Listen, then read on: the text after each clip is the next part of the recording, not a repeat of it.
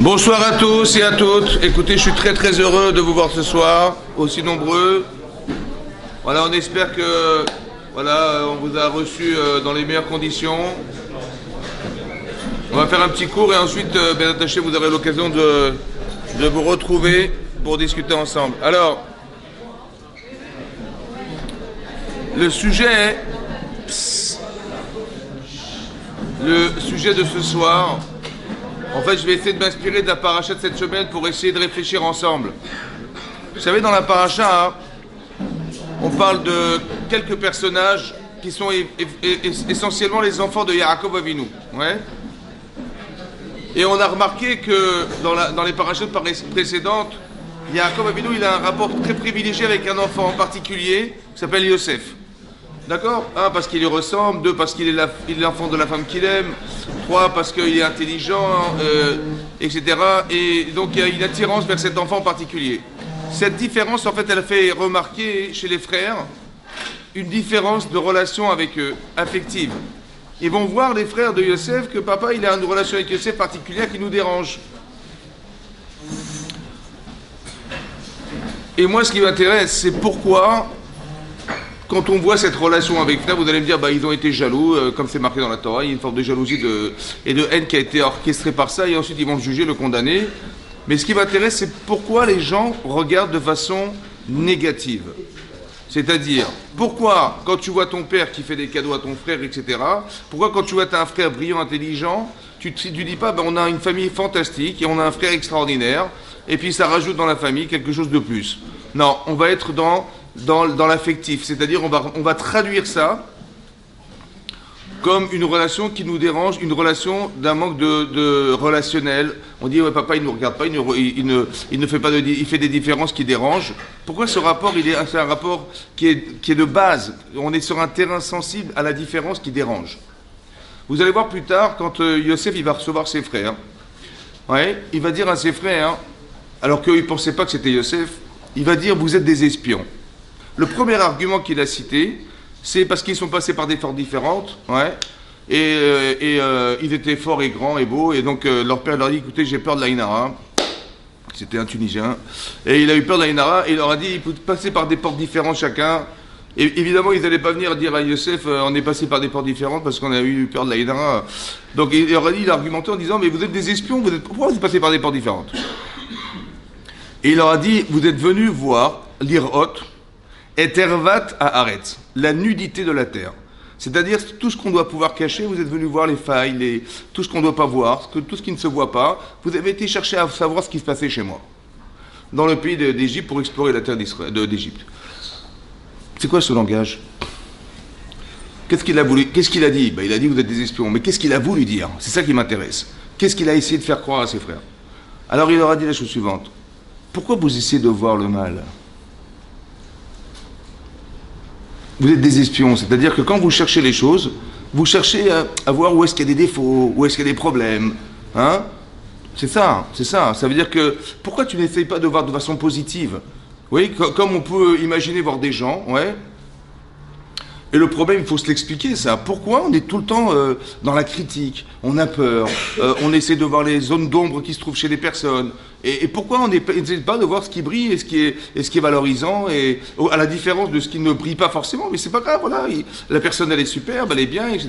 Ouais. Même dans le reproche, en fait, on est plus dans la capacité à rappeler aux gens ceux qui sont de mal, plutôt que de leur dire vous êtes des gens super, mais vous avez un petit défaut. Non, on n'est pas capable de faire ça. Pourquoi on n'est pas capable de faire ça? Alors peut-être l'idée c'est la suivante. Qu'est-ce qui est à la base de la pensée de cette réflexion? Vous savez, la Gemara d'expliquer que la Gemara dans cette règle explique que quand on naît, le jour de notre naissance, le Yetzer Hara, il y a un mauvais penchant qui nous pénètre le jour de notre naissance. Ça va? C'est pour ça que la Torah dit qu'un enfant, il est ra miné ou rav.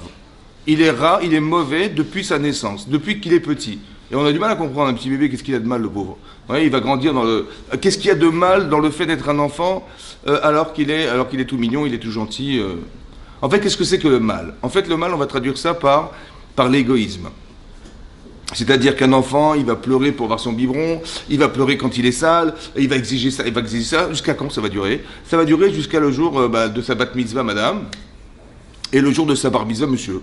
Pourquoi? Parce qu'on explique dans la Gemara que le jour de sa bar mitzvah ou de sa bat mitzvah, lorsqu'on a 12 ans pour une femme et 13 ans pour un garçon, le Yetzer Hara Tov, on a tout à coup une capacité de pouvoir voir autrement, de partager un peu, d'avoir de la sensibilité et de se dire qu'on n'est pas obligé de tout prendre, on peut donner aussi. Ça veut dire que le jour où j'ai 12 ans, en tant que femme, mon Yetzer Hara, il a 12 ans et mon Yetzer Hara Tov, il vient de naître. Ça va? Et quand j'ai 13 ans, c'est pareil. Ça fait 13 ans d'âge où je pense qu'à moi, ouais, où je demande à ma mère fait ça, mon père fait ça, ma chambre n'est pas faite, mon lit n'est pas fait, qu'est-ce que vous attendez pour me donner de l'argent En fait, on est toujours en train de prendre quoi. C'est ça, Ramine ou Rav. On ne sait pas partager. Et je pense qu'on est tout le temps critique. Que depuis qu'on est des bébés, on pleure parce qu'on a payé son biberon à l'heure. Mais qu'est-ce qu'elle attend ma mère de venir? Ou alors la nuit, à 3h du matin, je vais la réveiller parce que j'ai mal au ventre. En fait, on se fiche de ça, vous comprenez? Lorsqu'on est adulte, on dit non, je ne vais pas la réveiller, même si je souffre, c'est pas grave. Je souffrirai, c'est pas grave, mais pour peu qu'elle ne se réveille pas. Mais lorsqu'on est un enfant, c'est l'inverse. On est raminé au rave. Rave, ça veut dire qu'il y a du mal en soi, on n'est pas capable de partager, on n'est pas capable de voir le bien, on n'est pas capable d'avoir de l'empathie vis-à-vis d'autrui. C'est ça que ça veut dire. Et peut-être que si ça fait déjà 12 ou 13 ans qu'on est comme ça, c'est dur d'arriver à voir autrement. C'est dur de voir autrement, c'est dur de s'imaginer qu'on peut avoir une façon de penser, une façon de voir autrement. Ça veut dire comme si on devait se battre contre un regard qu'on avait eu depuis qu'on est petit, et qui, en fait, si on conserve cette façon de penser, de voir, en fait, on a l'impression qu'on a toujours des gens contre soi, où on devient susceptible, ou alors on n'a pas la capacité à pouvoir se gérer parce qu'on n'a pas peut-être confiance en soi, etc. C'est tout ça. Pourquoi Hachem a fait les choses de cette manière? Pourquoi Hachem il a fait que le Yetzer Hara, il va nous agacer pendant 12 ans ou 13 ans de sa vie, et même après, il va nous agacer également, évidemment, parce qu'on va évoluer, mais ça va être en permanence comme ça. Comme si il fallait faire un choix difficile. En vérité, j'ai pas envie de partager. Et on te dit, tu sais, il fallait un contre-courant de 12 ou 13 ans d'existence, déjà à l'inverse de ce que tu es. Il faut que cet enfant que tu portes en toi, qui est né le jour de ta bar mitzvah ou ta bat mitzvah, il faut qu'il grandisse. Il faut qu'il arrive à évoluer, il fallait qu'il apprenne, il faut qu'il se rende compte, il tire des leçons dans sa vie, il fallait changer, il fallait être capable de modeler ta pensée autrement que comme tu l'avais toujours reçu au départ. Est-ce que tu peux être capable de voir autrement les choses? Est-ce que tu peux voir du positif chez la personne? Est-ce que tu peux exercer un regard sur la vie qui soit du bon sens, dans le sens où la vie elle est belle? Est-ce que tu peux mesurer qu'est-ce que tu représentes, la chance que tu as d'être juif ou d'être juif? La chance que tu as d'être juif ou d'être juif. Sur 7 ou 8 millions d'habitants 8 milliards d'habitants sur la Terre, on est combien, à votre avis, on est combien de pourcentage de juifs sur la Terre? Pas grand monde, pas grand monde. Hein? Combien? Alors on est exactement zéro. On est exactement 0,0.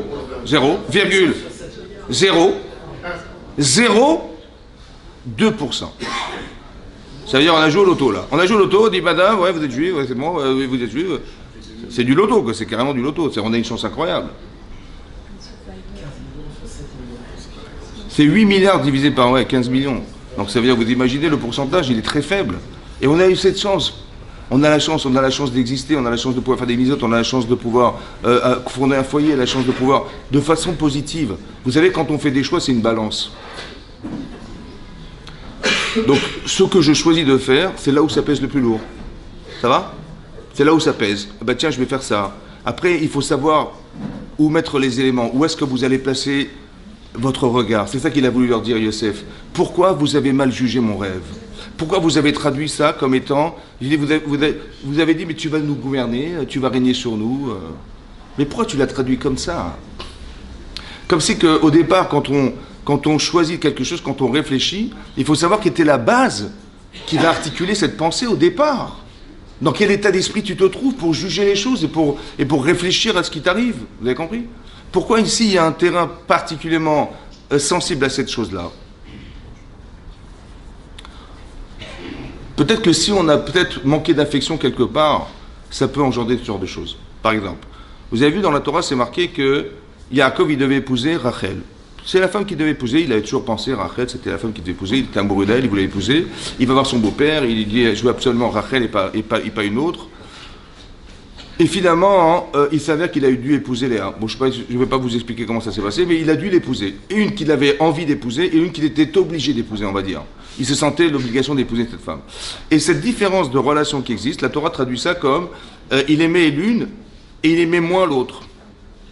Veillez à Yaakov et Rachel, mais Léa. Il aimait plus Rachel que Léa. Voilà, c'est marqué comme ça. Seulement, la Torah continue, le verset qui suit, il dit Vayar Hachem, il a vu Hachem, Dieu a vu, Kisnu à Léa, qu'elle était haïe Léa. Comment ça s'explique? Il a marqué dans la Torah qu'Yaakov il préférait Rachel que Léa, mais il aimait Léa, mais plus Rachel que Léa. Pas marqué qu'il haïssait sa femme, il a marqué qu'il aimait moins. Et Hachem, il n'a pas vu un manque d'amour, il a vu de la haine. Comment c'est possible qu'il ait vu de la haine?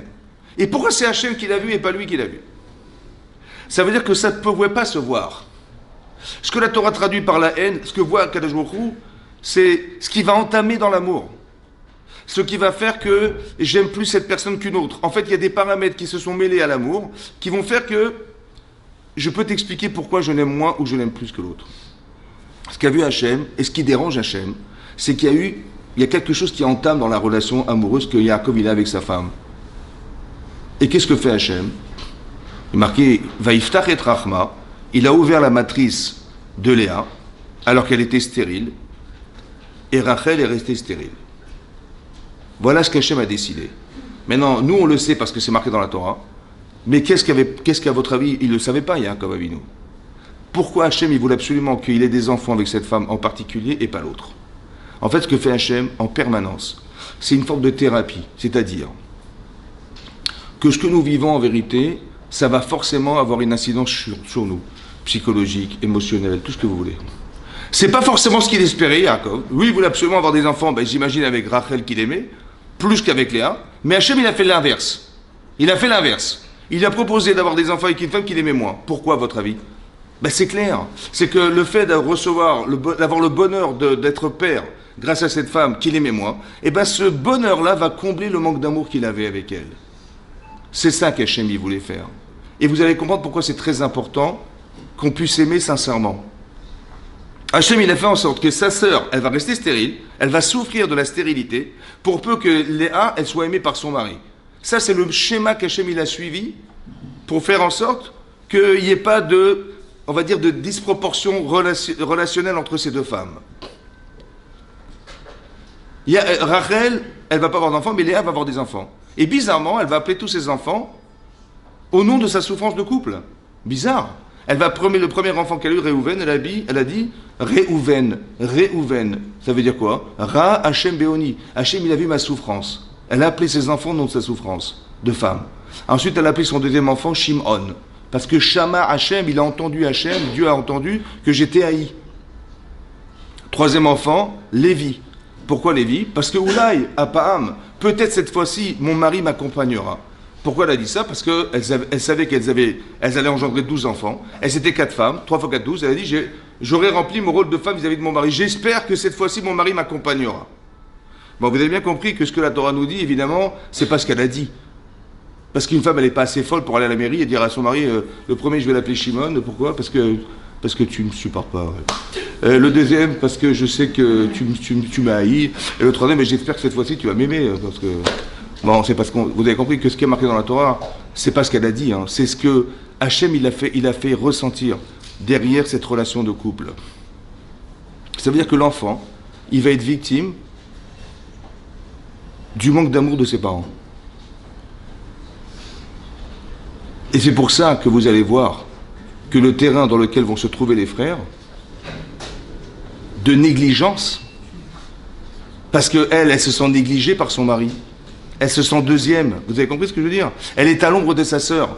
Et elle espère qu'elle va un jour ressortir de cette ombre-là. Elle souffre de ça. Mais ce n'est pas quelque chose de conscient, ce que je vous dis encore une fois. C'est ce qu'elle ressent au fond d'elle-même et qui va se traduire dans une relation maritale qui va engendrer que les enfants de l'un ne vont pas supporter les enfants de l'autre. Comme c'est que les enfants de Léa vont se sentir à l'ombre des enfants de Rachel. Et ça se voit, puisque Yaakov Avinu, il a une relation particulière avec cet enfant. Encore une fois, ça se voit. Vous comprenez ce que je veux dire? Mais pourquoi tu l'as traduit comme ça? Parce qu'en fait, le manque émotionnel que j'ai pu transmettre à ma femme ou à mes enfants va forcément créer un terrain dans lequel ils vont se retrouver un jour. Et je n'ai pas envie que ça se passe comme ça. Je n'ai pas envie qu'un manque affectif, ça puisse engendrer un regard qui va alimenter le Yetzer Hara de la personne et qui ne va pas l'aider à se sortir de là. C'est ça qui passe. C'est ça qui se passe. C'est pour ça que Yosef, il a essayé de faire teshuva à ses frères. Il a voulu changer ce regard en leur disant, quand il leur parle en vérité, ils ne savent pas que c'est Yosef. Mais il ne parle pas en fait à la personne. Il parle à la conscience de la personne. Il dit, vous êtes des espions. Et ils ont dit, mais comment ça, on est des espions? En fait, ce mot-là, il doit avoir une résonance chez eux. Parce qu'un jour, on a espionné les rêves de mon frère. Quel droit on s'est permis de rentrer dans ses rêves et d'espionner ses rêves et de ressortir en prétextant que genre il se prend pour qui? Il se prend pour le roi d'Israël. Mais Yehuda, c'est lui le roi d'Israël. Vous avez compris? C'est-à-dire que ce mot-là, l'exploration des rêves, vous êtes rentrés comme des espions. Mais ça ne parle pas à l'oreille de la personne, ça parle à l'inconscient de la personne. Votre cerveau, en vérité, il résonne. Il y a une partie consciente que vous avez, mais la partie inconsciente aussi, il y a un raisonnement qui se tient cérébralement et qui engendre que. Ça va? C'est ça qu'il a voulu dire. Il a voulu dire, mais de quel droit vous avez pénétré mes rêves? De quel droit vous avez espionné mes rêves? Vous avez été chercher le mal. Mais on est une famille extraordinaire. Et parmi cette famille, il y a un enfant qui sort du lot qui s'appelle Yosef. Pourquoi cette relation elle doit entraîner de la haine et de la jalousie? Pourquoi la différence d'avoir dérange? Pourquoi tu vois comme ça? Pourquoi tu regardes comme ça? C'est comme, je ne sais pas si on devait parler des gens, je vous demande de me parler de quelqu'un. Bon, tu vas écrire tout ce qui ne va pas chez lui, tu vas me dire tout ce qui va chez lui. Bon, vous allez voir qu'une paracha, on va faire sur les défauts.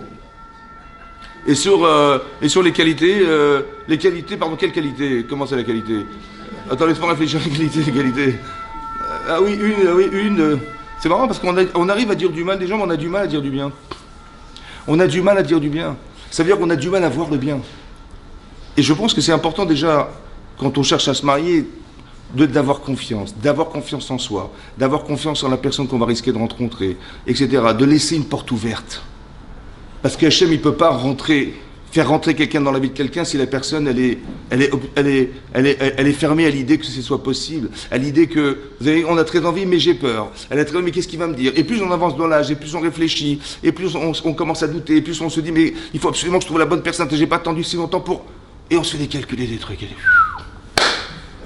Ce terrain, vous avez compris ce terrain-là? Il faut sortir de ça. Il faut sortir de cette façon de penser. C'est un peu ça qui est marqué là. C'est pour ça qu'il a fait des reproches.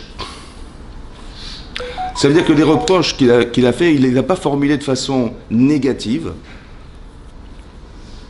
mais de façon positive. Je m'explique. Qu'est-ce qu'il a fait, Yosef, dans la paracha?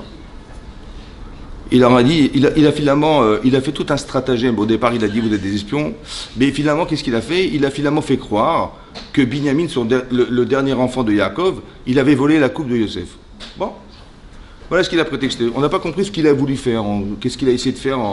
Maintenant, ce qui est bizarre, et ce qu'il faut apprendre de là, c'est que, je ne sais pas, imaginez-vous, vous êtes les enfants de Yaakov Avinu, et vous êtes tous des tzadikim, vous êtes tous des gens honnêtes, et tout à coup, on va découvrir que dans la sacoche de Binyamin, le dernier enfant de Yaakov, on a découvert la coupe du roi d'Égypte. Bon, entre nous, on connaît Binyamin. Bon, c'est pas un voleur. Ça va? Donc, qu'est-ce que vous auriez dit? Moi, j'aurais dit, c'est un coup monté, elle est bonne celle-là, vous avez fait croire qu'on est des voleurs, finalement, écoutez, je porte plainte, je vais prendre le meilleur avocat qui existe, et je vais attaquer le gouvernement de l'époque, et voilà ce que je vais faire. On ne se laissera pas faire, voilà ce qu'on a fait. Vous savez ce qu'ils ont dit, les frères? Ils ont dit, laissez tomber. Comment ça, laissez tomber? Elohim matza et avon avadecha. Dieu a trouvé la faute de tes serviteurs. Elohim matza, ça veut dire que ce que je vis vient répondre à quelque chose. Moi, je croyais que c'était un problème. Non, la vie n'est pas un problème. La vie est une réponse à quelque chose. Ce que je vis vient répondre à quelque chose. La souffrance que je supporte, vous voyez, comme ici dans le cas, on trouve la sacoche. Vous voyez, pourquoi il a mis la coupe là-bas? Pourquoi il avait mis de l'argent avant Yosef dans les sacoches de ses frères? Pourquoi de l'argent? Ils ont dépensé de l'argent pour acheter la marchandise. Il a remis des bourses d'argent dans les sacoches. Pourquoi faire? Vous savez pourquoi? Parce que quand tu penses argent, ils ont trouvé les sacoches pleines d'argent. Ils ont dit mais attendez, mais on a payé. Et cet argent qu'on a déboursé, dépensé pour acheter la marchandise, elle est présente dans nos sacoches. C'est pas normal. Moi j'aurais dit, grâce à Dieu, Hachem nous a remboursé, merci Hachem. Et ils ont eu peur, ils ont tremblé comme ça. Pourquoi ils ont tremblé? Parce qu'ils ont vu l'argent. Donc ils ont dit, les commerçants chez qui on a acheté, ils n'ont pas été payés. Et s'ils n'ont pas été payés, ils vont se plaindre qu'on a volé la marchandise. Et s'ils vont se plaindre, on va être jugé, on va être condamné, et on va être condamné à être des voleurs, et donc à être voleurs et d'être des esclaves. On devient l'esclave de celui à qui on a volé en Égypte. C'est comme ça que ça se passe. Vous avez compris ce qu'il a fait, Yosef? Donc en mettant l'argent, qu'est-ce qu'il a fait? Ils ont pensé vol, ils ont pensé jugement, condamnation, esclavage, Yosef.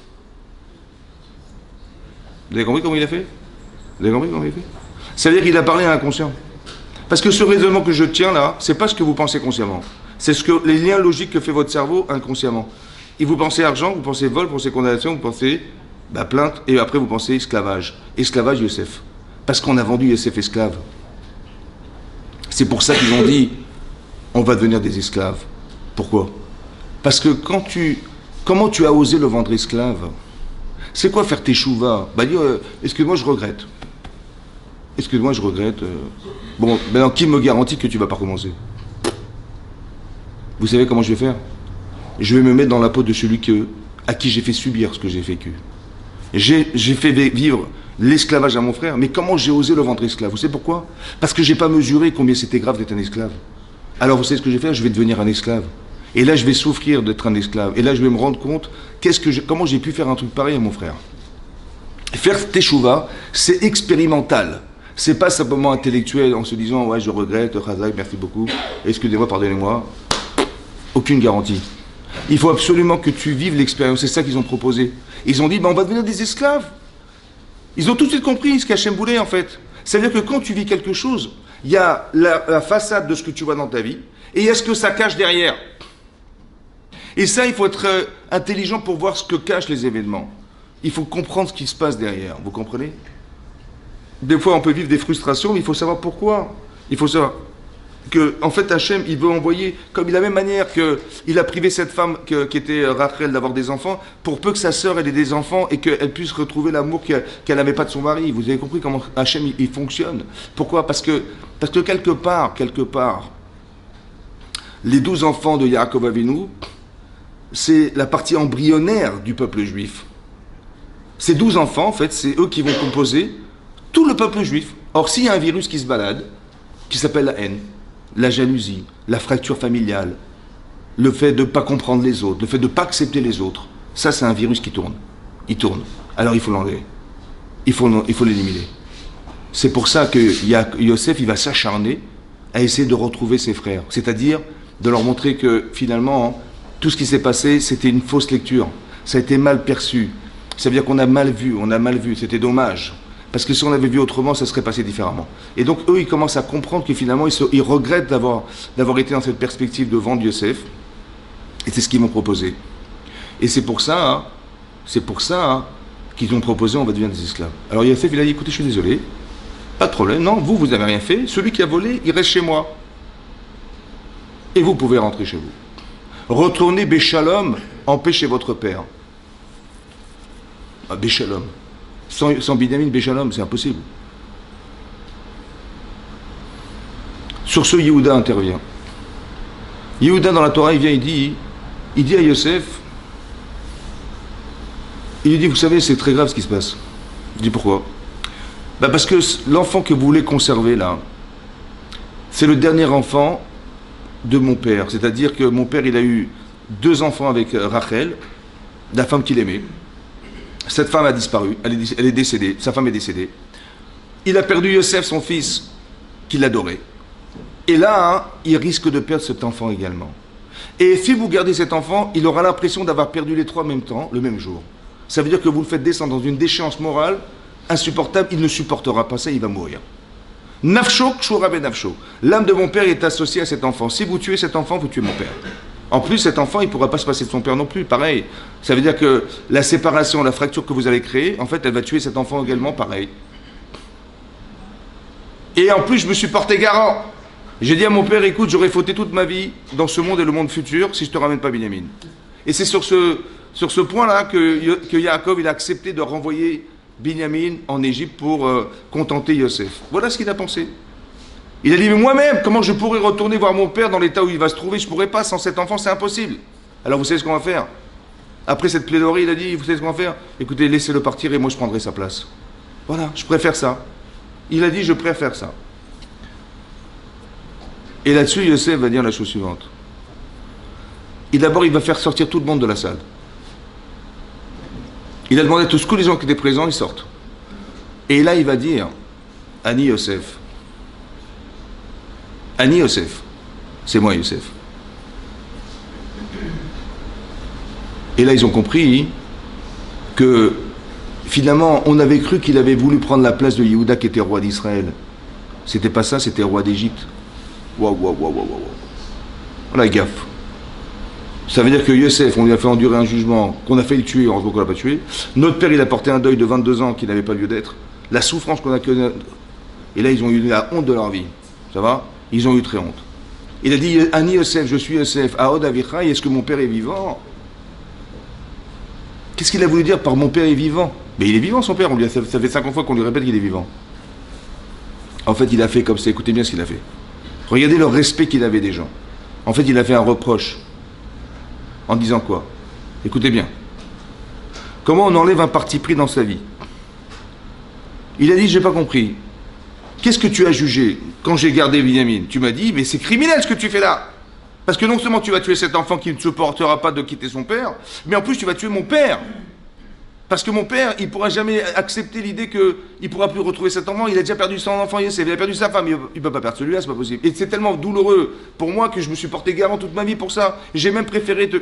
Donc il dit, donc tu as jugé que c'était criminel. Je dis, bien sûr, c'est criminel. Ce que tu fais est criminel. Tu gardes cet enfant, tu tues mon père, tu tues mon frère, c'est impossible. Ah bon, je tue ton père? Je dis, oui, tu tues mon père. Il dit, c'est moi, Yosef. Mon père est vivant. Tu savais combien mon père était attaché à moi? Tu savais ou pas? Tu savais qu'il risquait de mourir. Tu savais qu'en le quittant, j'allais entraîner des chances morales à mon père. Comment tu as supporté de le voir? Comment ça se fait que quand tu me vends, tu n'as aucun état d'âme, tu me vends sans problème, et tu vas jamais porter garant pour me retrouver, etc. Mais comment ça se fait que pour moi tu as fait ça, et pour mon frère Binyamin, tu t'es... N'est-ce pas qu'entre nous il y a quelque chose qui ne va pas? Vous avez compris ce qu'il a fait? Il a reproduit en vérité ce qu'il avait vécu au départ. Il a simplement changé les personnages. Et ça a suffi pour faire prendre conscience à Yehuda qu'il a eu tort de le vendre. En vérité, c'est vrai qu'il y avait un problème.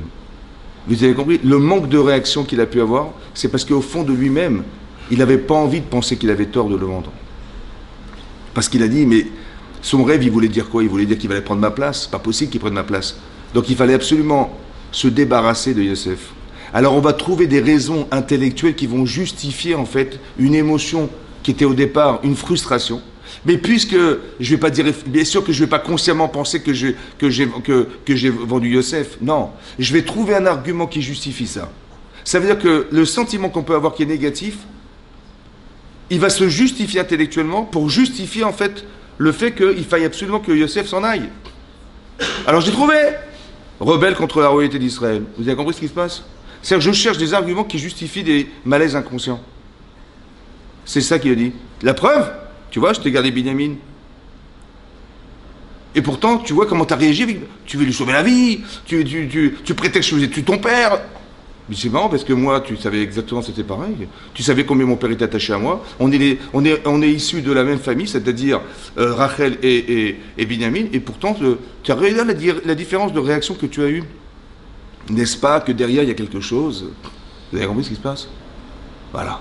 C'est pour ça qu'il a fait reproche, mais il a respecté la personne. Il n'a pas dit, il n'a pas fait comme ça, il n'a pas dit bonjour messieurs, ça va? Bon, vous m'avez reconnu ou pas? C'est moi, Youssef. Alors? Hein? Eh ben voilà, vous étiez trompés, c'était pas roi d'Israël, c'était roi d'Égypte, allez tous en prison 25 ans. Non, il n'a pas fait ça. Il n'a pas fait ça.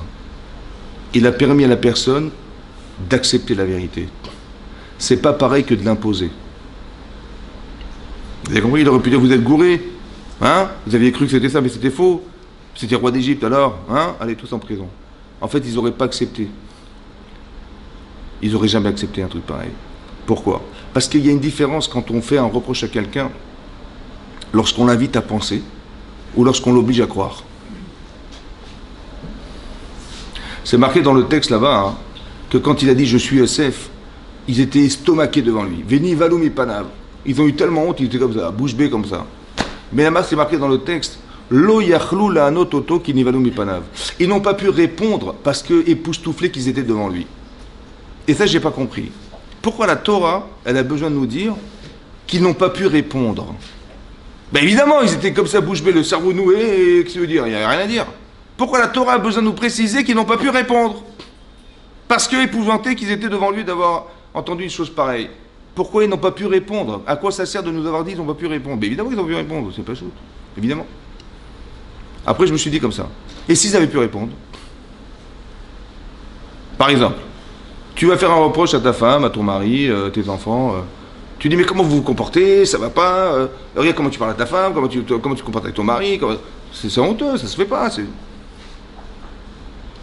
Et la personne me répond, elle me dit, attendez, de quoi je me mêle d'abord? Ça va? De quoi je me mêle? D'abord, arrangez-vous vous, après vous arrangez les gens, ça va? Et puis bon, après je vais vous expliquer, vous n'avez rien compris, ça s'est pas passé comme ça. Toute forme d'argument, en fait, on répond à la personne. Maintenant, je lui ai posé un problème, et elle m'a répondu, mais de quoi je me mêle? Qu'est-ce qui reste entre nous? Ben, il reste la honte. Je lui ai fait honte, en fait. Vous savez ce qui se passe? Il ne faut pas que la personne puisse répondre. Quand je fais un reproche à quelqu'un, si elle me répond, j'ai eu tort, c'était interdit de faire un truc pareil. Parce qu'au final, elle ne va jamais faire ce que je lui ai dit. Et qu'est-ce qui va rester entre nous? Eh bien là, la personne va croire que j'ai fait exprès de lui faire honte. Parce que je lui ai dit la vérité. Mais cette vérité, elle dérange. J'ai pas besoin que tu me répètes ce que je ne suis pas faire, que je suis nul, que je ne sais pas quoi faire. J'ai pas besoin que tu me répètes ce que je ne sais pas faire. Et nous, ce qu'on fait, c'est ça qu'on fait. On répète aux gens, comment tu te comportes, ça se fait pas, t'as pas honte. En fait, on ne rappelle que le mal. Vous avez compris ce que je vous dis? On n'est pas capable de donner des réponses. Comme on dit, il ne faut pas voler, il ne faut pas tuer, il ne faut pas machin. Tout ce qui est interdit, il faut mettre tes pieds sur la table, ne parle pas comme ça, va t'habiller, habille-toi mieux. On est des champions du monde des reproches. Des champions du monde de dire aux gens ce qu'il ne faut pas faire. Mais moi, ce que j'aurais bien voulu qu'on me dise, c'est qu'est-ce que tu peux faire dans ta vie? Qu'est-ce que tu peux faire dans ta vie? Ben, plutôt que de me dire ce que je ne sais pas faire, dis-moi ce que je peux faire. Dis-moi ce que j'aurais pu faire. Et là, j'aurais été épanoui. Mais de me rappeler en permanence ce que je ne sais pas faire et ce que je n'ai pas su faire. Vous avez compris cet état d'esprit qui est dramatique, en fait. C'est pour ça que quand vous faites un reproche à quelqu'un, il faut être capable de lui dire de façon à ce qu'il ne puisse pas répondre. Parce qu'il faut que tu réfléchisses. Comment tu vas lui dire à ta femme ou à ton mari ou à je ne sais pas qui, comment tu vas lui parler pour qu'elle le prenne mal, elle le prenne pas mal ou il ne le prenne pas mal, de façon à ce que notre relation ne soit pas brisée par ce reproche. Comment tu vas réfléchir? Alors écoutez-moi, ça dépend si tu l'aimes. Si tu l'aimes la personne, tu dis j'ai même pas envie de lui parler. Et en fait je vais en souffrir, mais je ne peux pas en souffrir non plus, donc je suis obligé de lui dire. Alors comment je vais faire? Alors je vais lui montrer combien je suis gêné de lui dire. Vous avez compris? Soit tu vas faire en sorte que tu vas lui faire juger une situation, on va dire théorique, et dis et si c'était comme ça, qu'est-ce que t'en penses? Il dit mais ça c'est grave. Mais comment ça c'est grave? Ouais, c'est très grave. Bah, écoute, entre nous, bah, c'est ce qui s'est passé entre nous. Et dit ah oui, t'as raison. Ça veut dire qu'il faut pas que la personne, elle soit capable de juger la situation avant d'accepter le reproche. Il faut qu'elle puisse juger elle-même la situation avant qu'on lui dise le reproche. Parce que si tu lui dis le reproche, elle veut dire, si j'avais dit, vous avez rendu compte que vous êtes trompé dans le rêve, vous n'avez pas honte. Hein, et tout ce que j'ai dû subir, j'ai dû quitter mes parents, j'ai dû quitter mon père avec qui j'ai tué la Torah, toute ma famille, j'ai dû me retrouver esclave par mes propres frères. Hein, c'est pas honteux ça, etc. Il m'aurait dit, mais attends, mais t'as vu comment tu nous racontes tes rêves? Mais tu t'es pris pour qui, franchement? Tu dis, ouais, vous avez prosterné devant moi, mais ça se fait pas, ça se dit pas, ça. Ils auraient répondu. Au final, ils auraient répondu. C'est ça qui est grave. Parce que quand tu réponds, au final, tu restes sur tes positions, et elle reste sur ses positions, la personne, et finalement, qu'est-ce qu'elle en trouve? Ben, tu m'as fait honte. Pour rien. C'est très grave, on ne fait pas des choses pareilles. On ne fait pas des choses pareilles. Par respect pour la personne, on ne fait pas une chose pareille. C'est-à-dire que dans la relation de couple, dans la relation professionnelle, il faut être intelligent. Et de savoir que de toute façon, tu ne vas rien gagner. Tu dis, mais moi, je lui ai dit la vérité. Qui se débrouille. Voilà, je lui dis, bon, écoute, j'en peux plus. Franchement, j'en peux plus. Écoute, je te dis la vérité. Je vide mon sac et je te débrouille-toi avec ça. Voilà ce qu'on fait en général. Mais écoutez-moi bien, on n'est pas là pour dire la vérité aux gens. On est là pour leur faire accepter la vérité. Ce qui n'a rien à voir. Il faut que la personne, elle accepte la vérité. Elle accepte que tu souffres à cause de lui, à cause d'elle aussi. Pareil, il faut que tu comprennes ça. Et donc, comment tu vas lui formuler la chose de façon à ce qu'elle l'accepte? Alors, c'est simple, écoutez bien. C'est marqué, vous savez, il y a une grande règle dans la Torah, s'appelle « Tu aimeras ton prochain comme toi-même ». C'est ça qui est marqué. « Ve'ahavta l'ereacha kamocha ». Tu aimeras ton prochain comme toi-même, voilà ce qui est marqué. Et là-bas, Rabbi Akiva, il a dit, dans le chasse, il a dit, dans la Torah, il a dit, ça c'est la règle de la Torah, ça. En quoi ça gère la règle de la Torah? D'aimer son prochain comme soi-même? Non, c'est la relation entre les personnes, mais en quoi ça a un rapport avec toute la Torah? Non. Il a dit c'est la règle de la Torah, allez comprendre. Ça c'est ce qui a marqué dans la paracha de Mishpatim. Dans la Gemara, il y a une Gemara dans Shabbat, qui dit qu'une fois il y a un monsieur, il voulait se convertir au judaïsme. Ouais. Et donc il est venu voir Hillel, qui était un grand Tana de l'époque. Il a dit écoutez, j'ai pas le temps là. Voilà, il est comme ça, sur un pied. Voilà, je vais tomber, je vais tomber sur un pied. Expliquez-moi toute la Torah en quelques minutes. Le temps que je reste sur un pied. Il a dit écoute, c'est simple. Ce que tu ne supportes pas, ne le fais pas aux autres. Ça, c'est la règle. Et tout le reste, c'est des petits commentaires. C'est marrant parce que Hillel, il a négativé ce qui avait marqué dans la Torah de façon positive. Il a marqué tu aimeras ton prochain comme toi-même. Et lui, il a dit ce que tu supportes pas, ne fais pas aux autres. Machesanecha, lechavecha lo David. Ce que tu haïs, ce que tu supportes pas, ne fais pas aux autres, à ton prochain. Pourquoi il a négativé ce que la Torah positive? Alors peut-être l'idée c'est comme ça. En fait, on ne sait pas ce que veut dire positivement aimer comme soi-même. Ça veut dire quoi aimer comme soi-même? Aimer comme moi-même. Je ne vais pas lui acheter un appartement à Neuilly à 900 000 euros comme je me suis payé moi-même, ça n'existe pas. C'est quoi veut dire quoi aimer comme soi-même? Je ne sais pas la limite de aimer comme soi-même. Par contre, ce que je sais ce que je ne supporte pas. Ça, je connais. Ça va? Je ne supporte pas. Alors écoutez-moi bien. Quand tu as dit à ta femme que tu l'as engueulé pour lui dire je ne sais pas quoi, ou ton mari quand tu lui as parlé durement en lui disant il y en a marre, et ça suffit, bon. Tu dis ben j'en avais marre, et je l'ai un peu boosté pour qu'il se réveille. J'ai dit dis-moi, tu aurais aimé qu'on te parle comme ça? Dis pardon? Tu as vu comment tu as parlé? Bon. Tu aurais aimé qu'on te parle comme ça? On t'aurait aimé qu'on t'humilie comme ça? Tu aurais aimé qu'on te vexe de cette manière? Tu aurais aimé? J'ai dit, ah ben non. C'est bon, j'étais énervé, j'en avais... Et je savais pas quoi faire, j'en pouvais plus. Je lui ai dit, tu savais que c'était pas plausible. Tu lui mets une claque dans la figure et tu crois qu'elle va se réveiller ou il va se réveiller, ça n'existe pas ça. Il dit, ah ouais, elle avait raison, ah oui, elle avait raison, bien sûr. Non. Donc tu sais que ça se fait pas. Par contre, comment tu aurais aimé qu'on te parle? Ben, j'aurais aimé qu'on me comprenne, j'aurais aimé qu'on mette des gants quand on me parle, qu'on me respecte. Tu sais quoi? Parce que tu sais ce que tu n'aimes pas, tu sais forcément que tu aimes. Alors tu vas faire aux autres comme tu aurais aimé qu'on te fasse. Tu as compris? Tu vas parler aux autres comme tu aurais aimé qu'on te parle. Tu vas penser aux autres comme tu aurais aimé qu'on te pense pour toi. Comme toi-même, ça va? Mais ça c'est possible parce que tu sais ce que tu n'aimes pas. Donc les comportements que tu n'aurais pas supportés, ne le fais pas aux autres. Par contre, par défaut, tu sais comment tu aurais aimé qu'on se comporte avec toi. C'est vrai ou pas? Eh bien, comme tu aurais aimé, alors fais-le aux autres. Fais pas comme tu avais pensé faire. Parce que tu en as marre, parce que tu es fatigué, parce que... Non, tu vas faire exactement comme tu aurais aimé qu'on te fasse. De quelle manière? Ben, tu sais comment tu aurais aimé pour toi-même, comment tu aurais aimé pour toi-même. On t'a pas dit d'aimer les gens comme toi-même. C'est impossible. Par contre, tu vas exactement faire aux autres ce que tu aurais aimé qu'on te fasse toi. Et comment tu aurais aimé parler aux gens? Et comment tu aurais aimé que les gens te parlent? Comment tu aurais aimé que les gens agissent vis-à-vis de toi? Eh bien, tu vas exactement faire comme tu avais exactement pensé pour toi-même. Tu aurais aimé qu'on fasse comme ça pour toi? Alors fais-le aux autres. Tu aurais aimé qu'on te parle comme ça? Parle aux autres.